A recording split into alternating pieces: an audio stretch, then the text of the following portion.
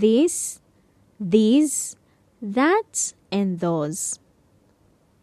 Kwa ufupi, this and these, haya yanatumika kuonesha vitu vilivyoko karibu, wakati that and those huonesha vitu ama watu walioko mbali.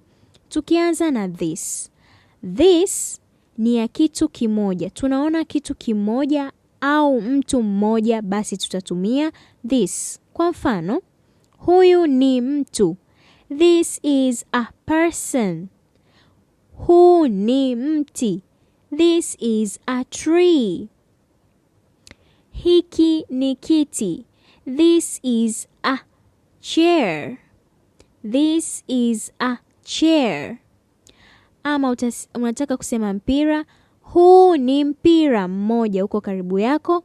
This is a ball. This is a ball. Tukija upande wa these. These huoneshea vitu vilivyoko karibu nasi lakini ambavyo ni vingi. Kwa mfano, mipira mingi ikiwa karibu, si utasema hii ni mipira.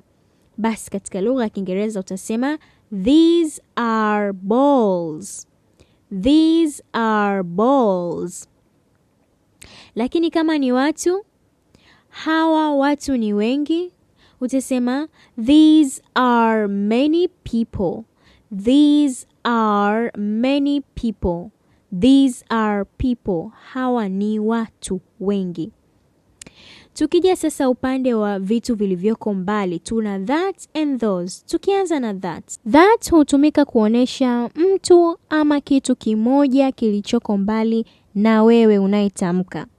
Mfano, yule ni msichana.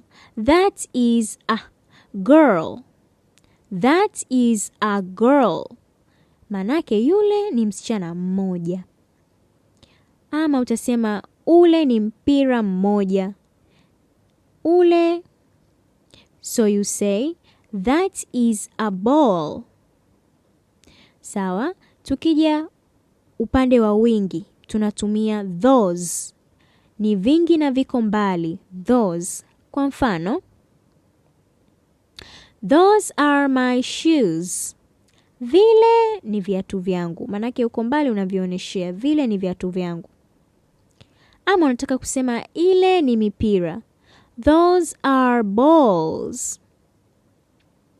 Ama unataka kusema vile ni vitu vyangu. Those are my things. Those are my things. Those are my things. Okay, natumaini sasa hutochanganya tena haya maneno manne na utayatumia vizuri.